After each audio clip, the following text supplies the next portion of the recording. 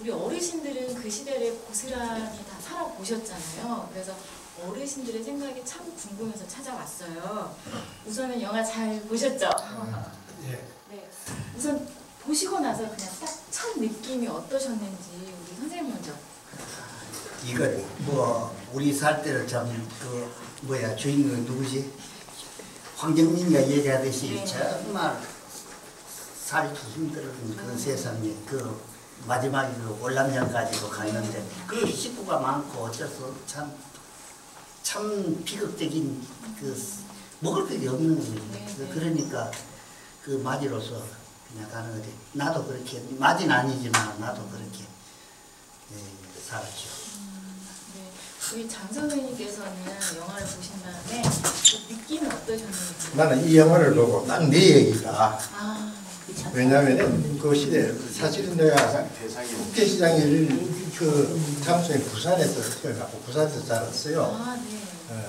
그리고 국제시장의 예한을 알고 있는데 그 위에 민주화 과정 그리고 월남전까지 그리고 우리 동료가 또 파독 강부로 갔고 그러다 보니까 이게 어떻게 내 얘기를 한 것 같은 그런 생각이 있어서 아주 가슴이 먹먹했어요. 네. 아주 들어볼 이야기가 많을 것 같아요. 예. 자, 그다음에 우리 선생님께서 어떻게 느끼셨나요? 국제시장을 보니까 우리 시대의 그 비극이에요. 그게 이제 6.25 전쟁을 통해 가지고 그 이북에서 이제 참 죽을 돈 살동 이제 넘어와서 살기 위해서 그 이북에서 나온 사람들이 주축이 돼 가지고 국제시장이라는 시장을 형성한 걸로 알고 있거든요. 그래서 이제 그게 삶의 터전이면서 그야말로 참 살기 위한 그 처절한 그 생활을 위한 그런 투쟁이라고 그렇게 생각이 돼요.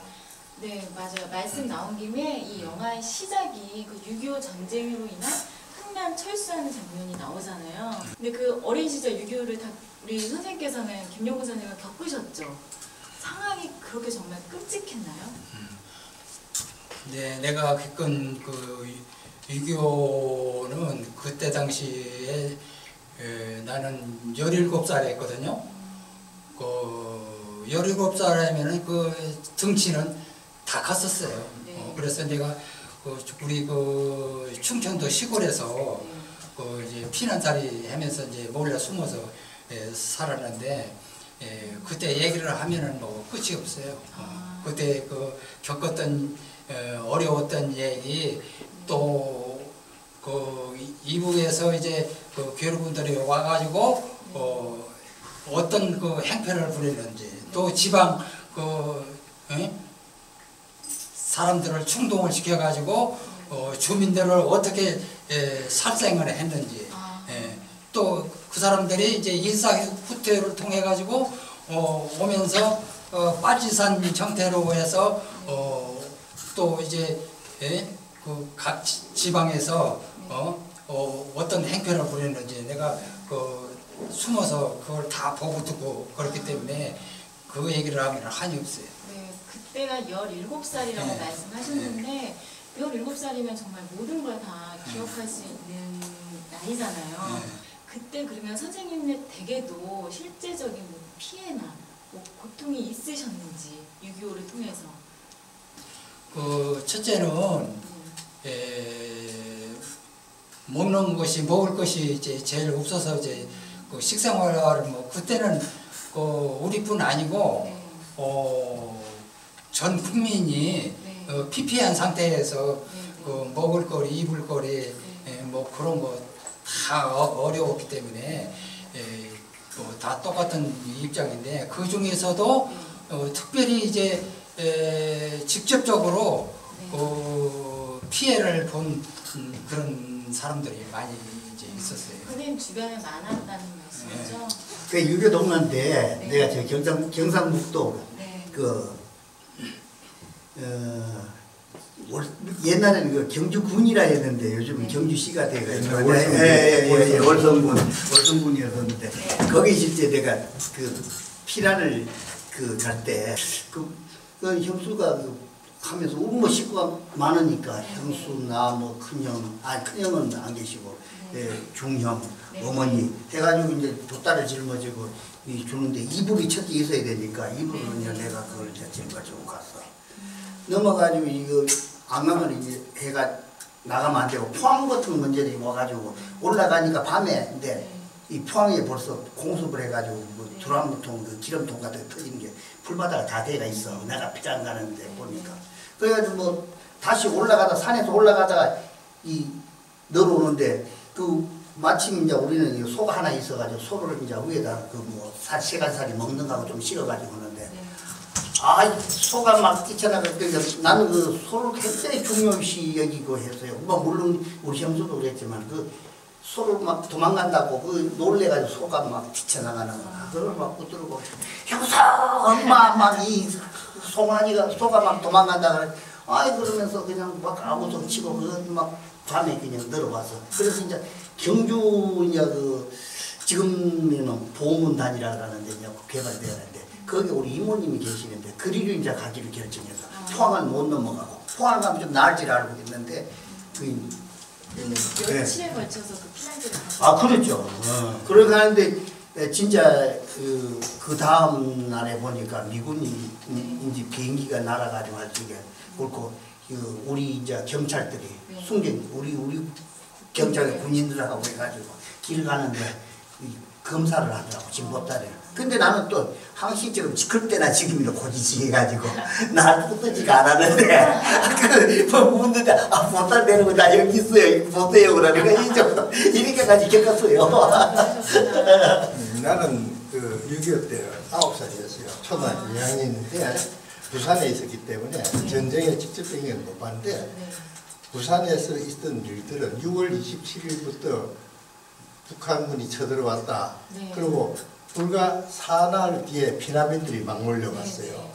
피난민들이 몰려왔는데 피난민들은 북에서 내려갔고 조금 있으니까 새카만 사람들이 배를 타고 막 내리는 게 그게 미군들, 연합군들이었는데 우리가 6.25 그러면은 북한에 의해서 침략된 이런 이 한반도의 전쟁으로만 알고 있는데 이 시대의 사람들이 알아야 될 게 하나 있어요. 그게 뭐냐면 그때 미군이 우리를 도와주러 왔는 건 분명한데 그 사람들에 의해서 이 남쪽에 굉장한 피해가 있었다는 거. 심지어 뭐 여자들 뭐 납강금을 해갖고 납치를 하고 이런 일도 있었고 그리고 그 엘랑한 그 군사 물자 원조해준다고 그래가지고 이 우리 저 민간인들을 그냥 부역을 막 동원을 했어요. 그리고 미군 부대 터가는데 이건 논밭도 그냥 밀어버리고 부산이라는 대도시였지만 그때만 해도 이 시내 곳곳에 논밭들이 많았어요.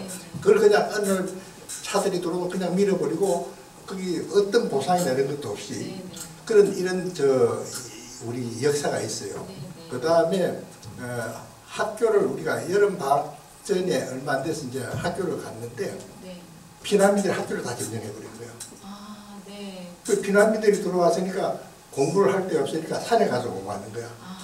그 비가 오면은 자동적으로 학교를 안 가고 그런 시절이었어요. 그래서 이제 세 사람이 각자 위치가 틀리다 보니까 얘기가 틀리죠. 그 부산은 안전했을 것이다 했는데 그렇지 않다. 그 미군들의 그 만행을 받고 그리고 심지어는 우리 동네에 그 처녀 한 분이 그 미군들의 미군들인지 하여튼 뭐 미군들이 납치돼 가지고 며칠 뒤에 시체로 발견됐던 이런 사람도 있었어요. 저희가 단편적으로 알고 있는 사실 외에 이렇게 몰랐던 사실까지 말씀을 해주시니까 이 자리가 저한테 정말 뜻깊게 느껴지는데요. 6.25 얘기도 할 일이 되게 많지만 영화 보면은 화독에 겉으로는 의리의리하게 환영을 받고 나가지만 그 근무 환경이 너무 열악하잖아요. 정말 죽을 고비를 넘기면서 일을 하고 간호사로 또 파견되신 분들은 정말 3D보다 더 못한 직종인분 마냥 너무 힘든 일을 하셨잖아요. 그거 보면서 그 부분도 지금 역사는 아름답게 미화를 하는데 우리 이 시대 사람들이 또 알아야 될 이야기가 있어요. 그때가 박정희가 군사 쿠데타를 일으켜가지고 4.19에 의한 민주정부를 엎어버리고 군사 득제를 해둘 때예요. 그래서 달러를 그 뭐 소위 우리 저 조국 부흥을 한다는 이런 네. 명목으로 네. 간호사하고 광부를 보냈고 네. 거기에 월남 전쟁터로 보냈단 말이에요. 네. 그 사람들의 이야기는 아름답지만은 네. 그 동기가 과연 뭐냐. 우리가 일본 사람들에게 그렇게 수탈 고통을 당했고 네. 그 후에는 우리 민족에 의해서 네. 그 이야기가 나는 아름답게 이렇게 미화되는 것에 굉장히 불만이 있는 사람이에요. 네. 네. 왜 파독을 그때 했고 그 사람들이 강조해서 그 영화는 하나의 단편을 보여주는 네, 거예요. 맞습니다. 네. 수많은 사람이 죽었고 독일에 가서 그분들에 의해서 참 우리 경제 부흥이 된 것은 사실이에요. 네. 그러나 그 과정, 그 동기가 과연 순수했느냐 이것은 우리가 역사를 가지고 조명해 볼 필요가 있다. 네, 네. 그 아까 내가 얘기를 하다 잠깐 하는데 그 막순이 이야기가 나왔는데 네. 우리 친구가 흥남에서 피난을 왔어요. 네. 그 친구 얘기를 난 지금도 생생하게 기억을 하는데 그렇게 또 인간 휴머니즘을 가진 또 미군도 있었다는 게 아까 내가 얘기했던 네. 그런 어떤 두 배에 비교되는 얘기. 네. 양날의 칼만이요. 예. 그 하나에 내가 봤던 것은 내가 어렸을 때 미군은 나쁜 놈이다 이렇게 봤는데 네. 그 친구가 가서 월남 철수작전 얘기를 하면서 세상에 이렇게 또 고마운 사람이 있을까 이렇게 해서 어릴 때 이 가치관이 막 혼동되는 이런 게 있었어요. 네. 그 마찬가지로 서도 강부도 네. 아름다운 부분만 이렇게 조명할 것이 아니고 네. 그 시대에 있었던 아픔을 우리가 생각해서 다시는 그런 나쁜 이정자들이 안 나오도록 네. 네. 이렇게 해야 된다는 이런 것도 후세들에게 알려줄 필요가 있다. 아, 네. 너무 중요한 말씀이신 것 같아요. 이제 그거랑 나도 좀 이제 그 할 얘기 좀 있는데 네. 내 조카딸이 그 서도 간부 저 간호사로 갔다 왔거든요. 네. 그래서 이제 그 내 조카딸을 이제 가서 고생한 거 또 고향 생각날 때마다 이불 뒤집어 쓰고 이제 혼자 울었다는 얘기. 그러고 이제 영화도 나왔지만 그 열악한 환경 속에서 석탄 캐느라고 얼마나 많은 고생을 했고 그 중에서 또 사고로 또 죽었고 그렇게 했는데 그 시대에는 우리가 그만큼 나라가 빈약하고 국력이 없고 허약했기 때문에 그런 문제가 발생을 한 거예요. 근데 그 현장에 나가서 일하는 사람은 그렇게 이제 열악한 환경에서 일을 했지만은 그 사람들의 땀으로 인해 가지고 우리나라가 그 많은 그 외화를 그래도 보내줘 가지고 그래도 그 경제 발전에 이바지했다 하는 거는 딴 사람도 아마 부인은 못할 거예요. 아, 네네. 네. 그 다음에 영화를 보면 그 마지막 사건으로 이제 베트남 참전하는 게 나와요. 물론 덕수는 군인으로 참전하진 않지만 영화 상에서 군인들의 모습도 나오곤 해요. 이 부분에 대해서는 우리 장재훈 선생님 먼저 좀 말씀을 해주시겠어요? 내가 군에 간 것은 1964년 4월달에 입대를 했어요. 군대에 간 것도 대학교 2학년 때 학생 운동했다고 학교에서 휴학 조치와 동시에 입영 절차에서 농산훈련소를 갔는데 그때 당시 우리나라 그 국민 소득이 60몇 프로라고 했어요. 아주 가난했지. 모든 사람이 가난했을 텐데 농산훈련소 6주를 마치고 다시 광주 포병학교 가서 7주를 마치고 나니까 전방 최전방 이 백마고지 앞에 있는 24단을 보는데 거기 가서 정말 그 혹독한 지금 군인들은 뭐 요즘 나오는 뭐 진짜 사나 이런 영화 보고 그 노만 가질 정도가 아니에요. 아주 뭐 열악했고 그걸 것도 얼마나 밥 한 그릇에 구한 그릇이에요. 밥도 요즘 어린애들 보면 뭐 모델 끓일 정도 가난한 데다 배고프고 이런데 또 운동권 주의라고 박해하지. 뭐 이래서 돌출구를 타는데 남들처럼 뭐 이런 탈영할 생각하는데 1965년 3월 달에 월남 파병이 결정된 거예요. 그 전에는 비둘기 부대라고 비전투 부대가 갔는데 64년대 65년 이제 전투 부대가 가는 거예요. 그래서 내가 무조건 네오만을 따라 일자로 신청을 했어요. 내가 신청한 것은 뭐 솔직히 말해서 뭐 민족의 조국의 뭐 이런 것이 아니고 국가가 있는 게 아니고 이 엄혹한 이 현상을 난 떠나야 되겠다. 현실 도피. 뭔가 탈피하고 싶은. 그렇죠. 그래서 일단 했더니 사실 월남전 그때 얘기로는 뭐 가면 다 죽는다 이렇게 하니까 네. 나는 신청을 했는데 우리 부대만 하더라도 부가 3명인가 밖에 안 했어요. 그 어떻든 뭐 그렇게 해서 신청을 됐는데 그 후에 얘기 들어보니까 지원자가 없으니까 강제 모집을 했다고 그러더라고요. 네. 그렇게 뭐 국회의원들 빼고 누구 빼고 뭐 이런 식으로 돈 없고 빼고는 사람들이 이제 다 그렇게 온 거예요. 또 우리는 지원을 했으니까 뭐 솔직히 그런 건 안 느꼈는데 이 여러분들이 알고 계시듯이 강제구 얘기 들으셨죠? 예. 그 강제구 소련 그때 당시 이 양반이 1년대 3대 대장이었는데 우리가 홍천 양덕원 그 일대에서 이 교육을 받았는데 전부 실전 훈련이야. 수류탄도 뭐 훈련용이 아니고 실제 던지는 거예요. 그러니까 그것도 그냥 뭐 이 일정이 바쁘니까 급하게 하는데 그런 준비되지 않은 과정에서 어느 병사가 겁이 나서 떨어진 걸 그때 강 대대장이 중대장이 그분이 1년대 3대대 10중대장이었어요. 그래서 그분이 엎어서 이제 근데 우리가 바로 그 근방에서 식사를 하고 있었어요. 아, 그 역사의 한 장소에 그렇죠. 계셨던 거네요. 그런 어떤 그런데 나는 지나간 거는 우리 시대에서 우리가 보면 참 가슴 아프고 아픈 건데 다른 사람들은 그것을 아름답게 보더라고요. 근데 사실 그 월남전 이 국제시장 영화를 보면서도 뭐 어떤 극적인 부분만 했는데 그때 우리 병사들이 겪었던 이 아픔 같은 것도 나는 얘기를 좀 해야 되겠다. 물론 우리가 군대에서 굉장히 못 먹었지만은 월남 참전 병사를 가니까 먹는 건 잘 주더라고요. 뭐 사실은 육군 정량이 그 전에도 나왔는데 기성부대 했을 때는 한 60, 70%밖에 안 나왔는데 월남전 가니까 100%가 나온 것 같아요. 막 다들 그래서 그런 부분에 대해서는 뭐 우리가 별 불만이 없었는데 그 전쟁 훈련 과정이 준비되지 않고 갑자기 하다 보니까 너무 무리하다 보니까 강제구 소련 같은 분도 나왔지만 사실은 이름 없이 다치고 죽은 사람들도 많다고요. 그거 다 묻어버렸죠. 어쨌든 그렇고 일어나면은 무조건 맨발이었어요. 왜요? 그 월남전 가서 이제 겪어야 되니까 무조건 맨발이었고 그리고 아침에 식사 전에 최소한도 10km 이상은 돼요. 지금 그 영화에 나오는 진짜 사나이 그건 진짜 세발이고 그 어떻게 그런 시대가 되는지 그렇게 해서 월남 우리가 훈련을 그렇게 고된 훈련을 마치고 이제 떠난다 그래서 우리는 부산으로 가는 줄 알았더니 서울로 들어오더라고요. 서울 들어오는 게 여의도는 그때 비행장이었어요. 그리고 이렇게 도망갈까 싶어서 여의도 거기서 환송식을 하는 거예요. 그 여의도 환송식에서 나는 전혀 생각했는데 어머니가 오셨더라고요.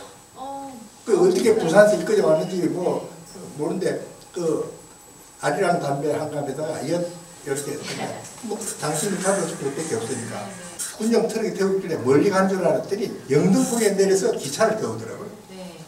영등포에서 기차를 타서 이제는 부산을 가는 거거든 했더니 인천을 갔어요. 인천에 갔더니 새벽에 이래 날이 우리나라에 밝아지는데 미군 빠지선이 와가는데 비가 막 내리는데 인천 그 부대에서 빠지선까지 그게 본선이 참 바다에 있어요. 그냥 비를 줄줄 맞고 가는 거야. 그럼 배에 올라갈 때도 그러면 뭐 이런 사닥다리 아니라 해운대를 올라가야죠. 군 무장하고 그 비에 홈박 젖어갖고 끝머리가 사준 뭐 아리랑 담배도 다 젖었고 이렇게 해서 이제 군용선을 탔는데 이제 월남으로 가는가 보다 이랬더니 아니에요? 1박 2일로 다녀서 부산을 도착하더라고요. 그래요? 그게 이 육로를 안고 배를 태워 인천에서 부산을 가가지고 부산에서 이제 환송식 하는데 배 위에서 이게 월남전 참전하는 군인들이 도망가다 버렸다는 것도 어떻게 보면은 얘기거리고 그 참 국가를 위해서 명예를 놓고 가는 사람들께 명예롭게 해주지 않고 그렇게 기만하잖아요. 새벽에 여의도에서 영등포까지 영등포에서 이 사태가 인천에서 배를 태워 어떻게 기차로 가면 5시간, 6시간이면 가는데 1박 2일로 해서 부산까지 가. 그 부산에서 배우에서 환송식을 하고 이렇게 해서 월남을 갔어요. 그때 당시에 우리 장 선생님께서는 이제 월남을 자진하셔서 가셨고 우리 두 선생님 선생님은 그보다 조금 더 나이가 있잖아요. 그때도 예. 많이 힘들었어요. 나는 이거 월남전을 보고 느낀 게 이제 많이 있는데 네. 우리 국민들도 네. 분명히 알아야 할 게 있어요. 네. 그 군사력하고 화력으로 따지면은 막강했어요. 우리나라의 그 용맹스러운 그 맹호부대, 미국의 막강한 그 전투력, 화력, 최신형 무기. 네. 그래서도 결국은 월남전 패망했어요. 네. 그 패망 원인이 어디 있느냐? 우리 국민들이 그걸 알아야 돼. 한 나라의 국력은 경제력이 뒷받침되는 군사력. 그보다 더 중요한 거는 국민의 단결심. 그런데 네. 막강한 군사력 가지고 월남전이 패망을 했어요. 그 패망한 원인을 후세에 네. 많은 사람들이 지식인들이 얘기하는 거는 외세에 의해서 네. 자기 나라를 지켜주는 것만 생각했지 실제 이게 월남인 사람들이 들으면 좀 욕할는지 모르지만 실제 월남인 자체로는 그렇게 응징력이 잔결심이 없었다 이제 그런 얘기거든요. 그래서 분명히 알아야 될 거는 가장 중요한 거는 국민의 단결력이다. 그리고 또 이제 우스갯소리 비슷한 얘기를 지금 할 텐데 올맹이 결국은 두더지 작전을 한 거예요. 아, 두더지 작전이요? 저희 이건 잘 모르는 말인데. 다른 사람 얘기가 나온 게 아니고 내가 지금 지어낸 얘기인데 땅굴 파고 네. 밀림 속에 들어가가지고 나와가지고 그 전투를 한 거거든요. 네, 네. 근데 그걸 두더지를 잡기 위해서 비행기로 몰두했어요. 이게 조금 네. 이게 잘못된 건데 네. 제가 월남 이제 참전을 했잖아요. 네, 그 전쟁 때에서 월남 사람들하고 얘기할 기회가 많았어요. 네, 네. 월남 사람들은 누구든지 전쟁을 원치를 안 했어요. 미군들이 와서 도와준 것도 원치를 안 했어요. 네, 우리가 잘못 알고 있다고요.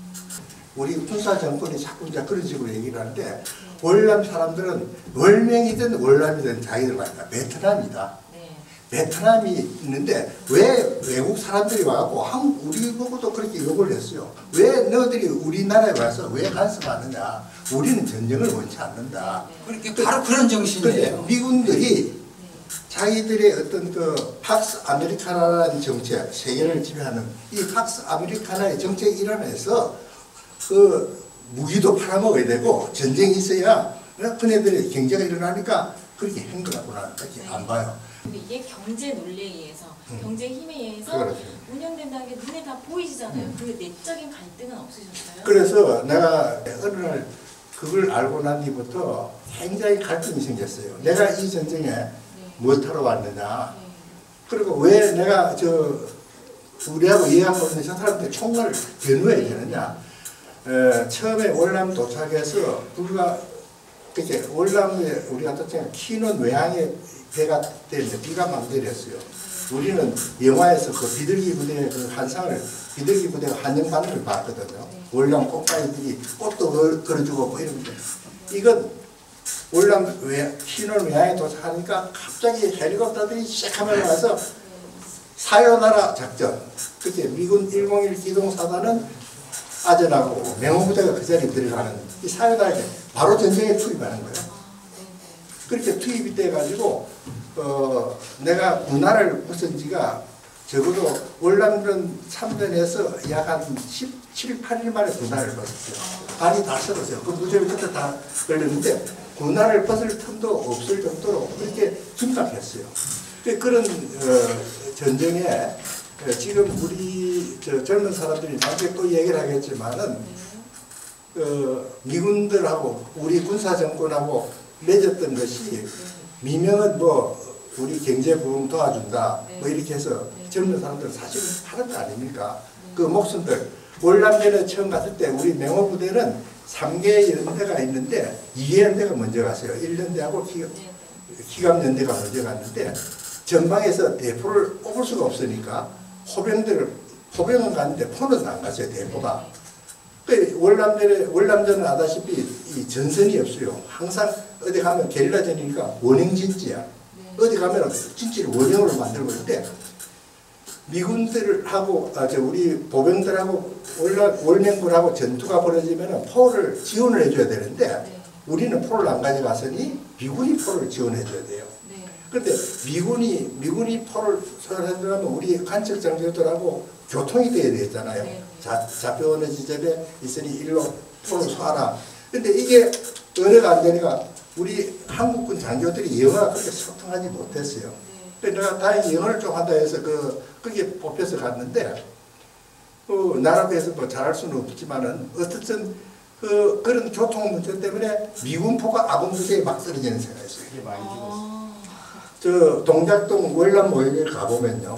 굉장히 많이 죽었어요. 1965년에서 60년 사이에 엄청 많이 죽었어요. 오포계에서 죽었고 너무 안타깝네요. 그리고 말라리아 이런 데 대한 대비도 별로 없었고 그 고엽제도 말이죠. 이게 미군들이 그 고엽제의 후유증 다 알기 때문에 얘기를 했는데 나는 그 미군 부대 연락병으로 갔으니까 판초일을 이렇게 막 대낮신경도 입히고 이런 걸 해서 피폭이 좀 덜 뺐는데 우리 한국군에는 전달은 위에서는 된다는데 제대로 전달이 안 돼가지고 수많은 사람들이 지금 우리 월남 우리 동기들 중에 살은 사람이 서너 명밖에 안 돼요. 다 죽었어요. 뭐 폐렴, 특히 고엽적 후유증이죠. 그런 전쟁인데 사실 그 국제전은 그 영화에서는 한 분만 보였지.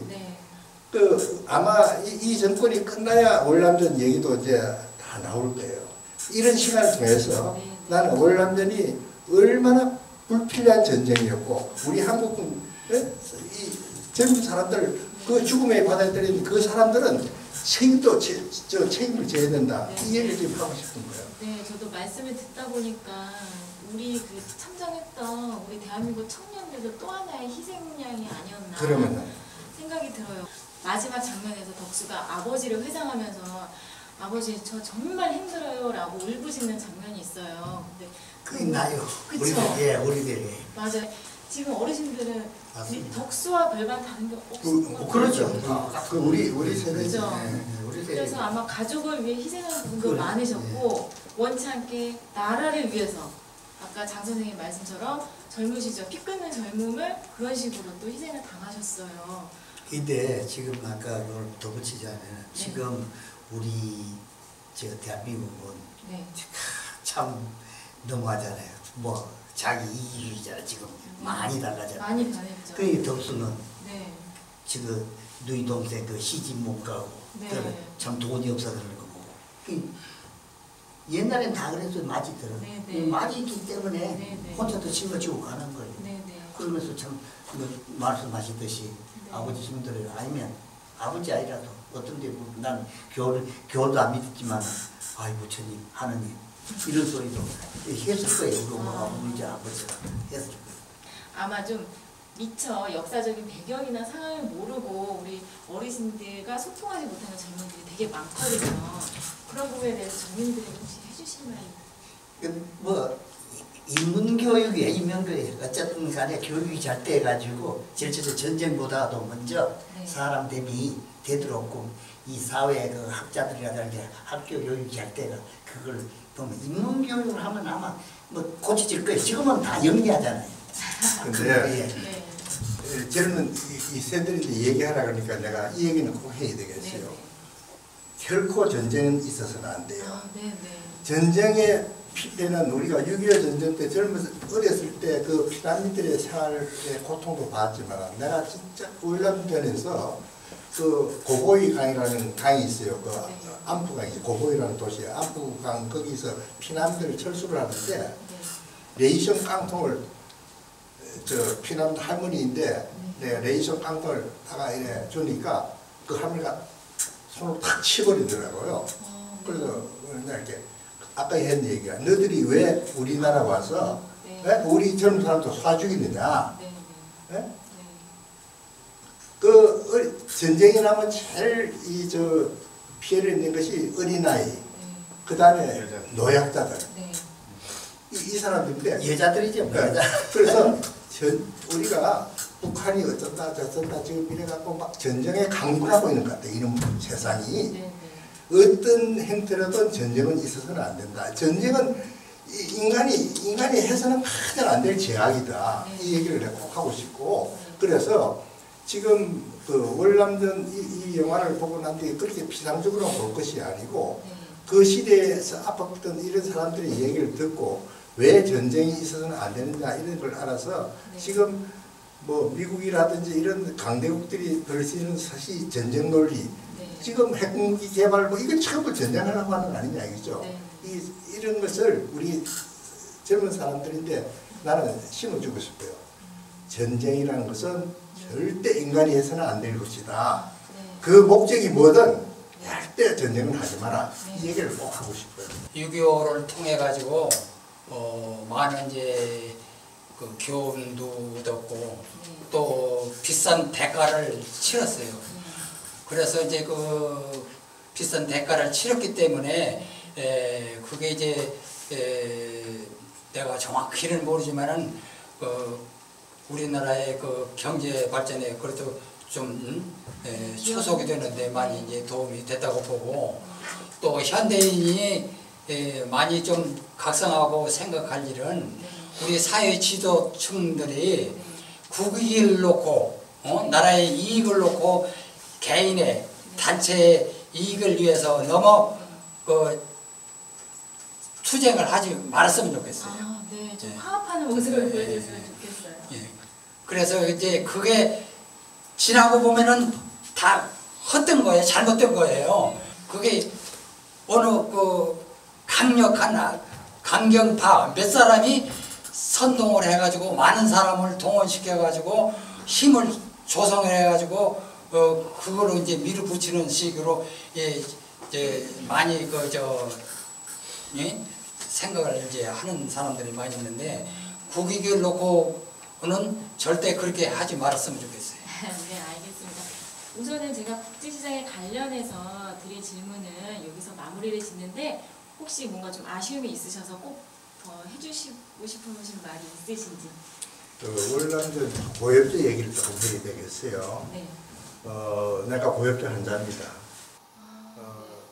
고엽제 증상을 알은 것은 월남전 끝나고 10몇 년 지난 뒤에 알았고 지금 빨리 하는데 우리 한국군이 월남에 갈 때 미군하고 계약을 맺었더라고요. 우리 병사 한 사람당 미군하고 똑같이 400몇십 불을 주기로 했대요. 80불. 그런데 우리 병장이 받은 월급이 54불이었어요. 상등병이 받은 급여가 38불이었고, 그렇게 우리가 1.8불, 상등병이 1.5불, 1단이. 그런데 어쨌든 그 돈도 군불로 받아갖고 전부 집을 보내는데 나중에 브라운 각서 비밀 해제가 된 뒤 브라운 각서가 공개되면서 알았던 것이 90%를 국가가 가져간 거예요. 90%를. 그럼 그냥 쏙 비밀리에 들어간 거예요? 그렇죠. 그래야 나중에 이것이 이제 나중에 알고 보니 경부 고속도로도 놓고 울산 공단도 만들고 이랬다고 그러는데 공화당 창당 자금도 들어갔다고 그러는데 그 뉴질랜드나 오스트레일리아도 우리가 같이 했는데 거기는 일찍부터 고엽제 후유증을 알고 대책도 세웠고 그렇게 정부가 그렇게 군인들 그 월급도 뺏어본 적도 없어요. 우리 한국이 이제 그것이 드러난 것이 1990년도 그 김영삼 정부 때 이제 그게 드러나서 보니까 이게 문제인데 어느 변호사가 대리 소송을 했더니 시효가 끝났다. 민법상 그렇게 했는데 그러니까 노태우 대통령 그 후에 이제 월남 참전 사람들 신고해라 이래가 받아갖고 지금 이제 월남 참전 용사들 수당이 돼가지고 국가에서 20만 원, 지자체에서 25만 원씩을 주고 있어요. 근데 내가 금액을 갖고 얘기하려는 것이 아니고 국가가 국민들을 이렇게 기만하면 안 되는 거거든요. 그러니까 이런 얘기는 우리가 월남전이라는 점에서 하면 국민들이 알아야 될 얘기고 향후에라도 우리가 이런 이제 앞으로 민주화되고 이랬으니까 국가가 이렇게 국민을 속일 일은 없겠지만은 네. 국가라는 그 권력이 네. 국민이라는 이런 하나의 이런 존재를 이렇게 우습게 하는 이런 것은 우리 시대에서 끝났으면 좋겠다. 네. 다시는 우리가 이런 얘기 내가 그 전에 또 누가 저 인터뷰를 하셔서 이런 얘기를 했는데 그 얘기를 싹 빼버리더라고요. 아, 네. 그 중요한 얘기. 그 여기서는 뭐 뺄 일 없죠. 네, 네. 예. 그런 건 아니에요. 그 이런 저 우리 그 참 비정상적인 요즘 그 에버노멀을 그러죠 영어로 에버노멀의 시대를 살았던 네. 우리다 이게. 그 덕수 씨가 겪었던 것은 어떻게 보면 로망이에요. 네. 뭐 물론 그것도 하나 우리가 아는데 그 뒤에 있었던 아팠던 이런 얘기들, 난 이런 얘기들이 다음 기회에는 어떤 식으로도 좀 서술이 됐으면 좋겠고 파독 강부들 얘기도 이제는 아픈 부분도 좀 찾아서 나왔으면 좋겠고 이렇습니다. 아, 정말 뼈있는 말씀이라서 너무 감사해요. 그리고 얘기를 들으면서 우리 어르신들이, 대한민국의 어르신들이 인생의 선배님으로서 되게 존경스럽다는 느낌이 들 정도로 오늘 이 대화가 저희한테는 정말 귀한 시간이었던 것 같고, 이 자료를 저희보다는 또 그 밑에 세대가 봐야지 더 의미가 클 것 같아요. 이 자료를 잘 정리해서 잘 넘기고 전달할 수 있도록 저희도 노력을 많이 해야겠다라는 생각이 들었습니다. 자, 그래.